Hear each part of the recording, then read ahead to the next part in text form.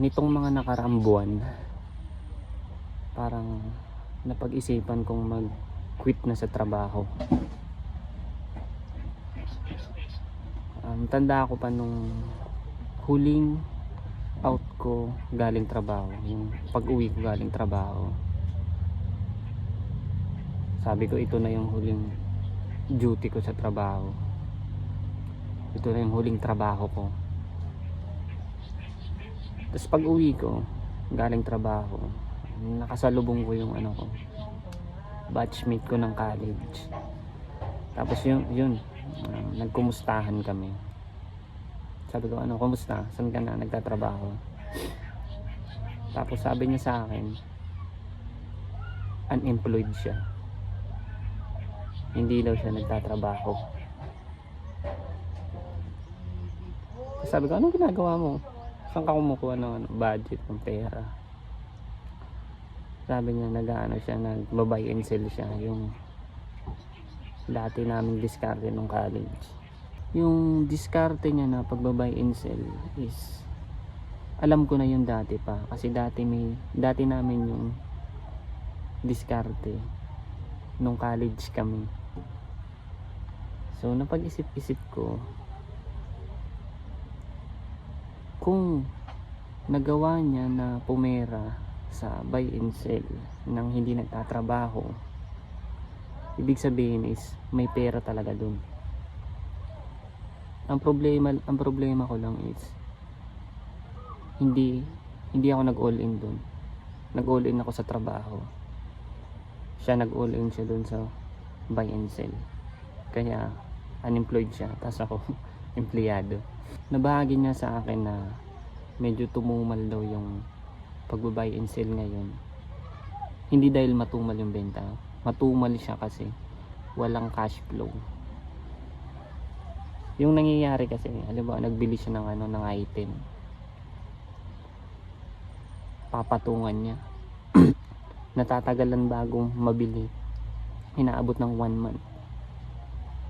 So, sleeping yung item. Mapapaikot niya lang yun kapag nabili yung item na yun. Tsaka siya ulit bibili ng panibagong item. So, ang problema niya is marami siyang nakikitang magagandang item na pwede sanang patungan. Kaso, ang problema niya is wala siyang kapital. So, napag-isipan niyang mag-apply ng trabaho para may maikapital siya dun sa pag-buy and sell. Sabi niya kahit magkatrabaho siya, hindi niya ititigil yung pag-buy and sell kasi malaki yung pera dun. Ang problema niya lang is yung cash flow. Wala siyang pang araw-araw na na pang gastos or pambili dun sa mga magagandang product. Parang namimiss niya yung opportunity. Halimbawa may dito, may bike sana dito na pwede niyang bilhin, pwede niyang patungan. Yung bike na yun is napakamura na kaya niya sana patungan ng doble. Yung problema, wala siyang pera kasi tulog yung mga item niya, yung mga matagal bago mabili yung mga niya mga item niya. So hintayin niya pang mabili yung mga dati niyang item bago niya mabili yung bike. So ang solusyon niya, mag-a-apply siya ng trabaho para continuous yung niya, pag buy and sell niya. So yun yung naisip niyang plan. Tapos na yung usapan namin. Pag uwi ko ng bahay, yun, nagbago na yung decision ko. Napag-isipan ko na hindi na ako mag-quit sa trabaho. Bagkus na pag-isipan ko yung part-time job ko ngayon is gagawin ko na lang siya na pangkapital dun sa mga side hustle na gagawin ko. Kasi yung ginagawa niyang side hustle is side hustle ko rin yun ngayon, pag-buy and sell. Magte 10 months na yung pag-buy and sell ko. napatunayan ko na may kita rin talaga. So ginagawa ko ngayon is yung sahod ko is parang 30% dun is kinakapital ko na sa pag-buy and sell. Kasi sa sobrang aware ko sa pagiging empleyado, 7 years na akong empleyado, napatunayan ko na mahihirapan ka talaga makatagos kung magiging ka lang empleyado. Somehow kailangan mo talagang tumira ng ng ibang tira, hindi yung yung pang empleyado na tira lang. Hindi ka talaga makakatagos. Kailangan mo talaga tumira ng kakaiba para makatagos ka.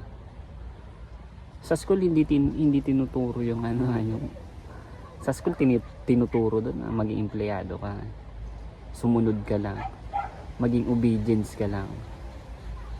Yun yung tinuturo sa school Somehow para makatagos ka talaga, maging diretsahan ako, kailangan mong tumira ng kakaiba. Yung sa mata ng 90% ng tao, kakaiba yung tira mo. May chance na makatagos ka. Kasi kung yung tira mo is naiintindihan nila, ibig sabihin may mali doon sa ginagawa mo. Kung yung mga ginagawa mo is konti lang yung nakakaintindi, or mas maganda nga wala nakakaintindi, mas may chance na makakatagos ka. So kaya napag-isipan ko na hindi na muna ako mag-quit sa trabaho, bagkus yung trabaho ko is magiging grateful ako dito sa trabaho ko. Kahit minimum job to, minimum yung sahod, magiging grateful ako. Alam ko tutulungan ako ng Panginoon na makatagos, kasi alam niya na kapag natagos ko to is gagawin ko to sa tama. Yung resulta na makakamit ko is gagawin ko to sa tama. Kaya alam kong matatagos ko to, lalo na tong pagko-content creation, kasi aware ako na may matutulungan talaga ako dito sa mga ginagawa ko. Kahit ganito lang yung background natin, yun, somehow alam kong may natulungan ako kahit isang tao. At kung may natutunan ka sa video na to, or may na-realize ka, comment mo sa baba yung na-realize mo. And paalam.